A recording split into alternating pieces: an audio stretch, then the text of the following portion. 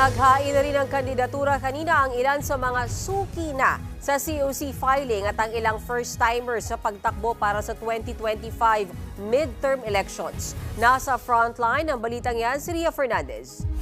This is a free country and divine rights. Both Daniel Magtira, Senator of the Philippines. Muling naghain ng kandidatura para sa 2025 elections ang tinaguriang perennial filer na si Daniel Magtira. Sumubok na rin siyang tumakbo noong mga nakaraang halalan. Ngayon, gusto naman niyang sumabak sa pagkasenador. Matatanda ang noong nakaraang eleksyon, sinabi ni Magtira na asawa niya ang dating presidential sister na si Chris Aquino.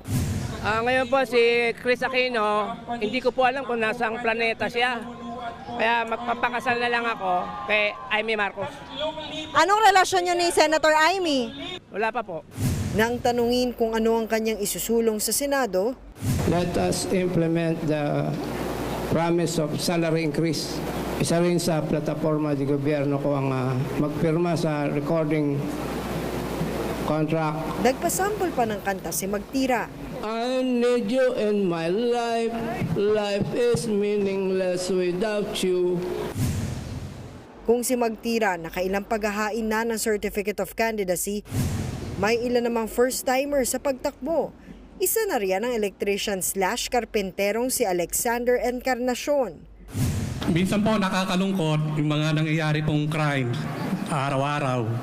Sa laser ko, Super Fortress, yung pong na-invento po natin, na narehistro po sa National Library,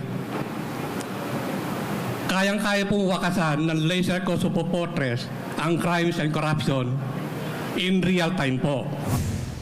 Maging ang vlogger na si Mark Gamboa, nais ding kumandidato sa pagkasenador. Handa raw niyang sugpuin ang fake news. Gusto ko pong magtatag ng isang fake news na monitoring office. 24/7 siya, ang gagawin lang po niya, mag-monitor, magbantay, tapos pag meron pong mga makitang mga fake news, pwede po niyang imbestigahan, i-report sa Facebook, i-report sa YouTube. Isang dating sangguniang kabataan o SK chairman naman sa Iloilo na si Felipe Montealto Jr. ang naghain din ng kandidatura sa pagkasenador. Tinawag niya ang kanyang sarili na senador ligtas. Layon daw niyang isulong ang dekalidad na edukasyon at modernong healthcare system sa bansa. Nagbabalita mula sa Frontline, Ria Fernandez, News 5. Mga kapatid, may Anlos Baños po. Huwag magpahuli sa mga balita at impormasyong dapat ninyong malaman. Para sa mas malawak na balitaan at diskusyon, mag-follow at mag-subscribe sa social media pages ng News 5.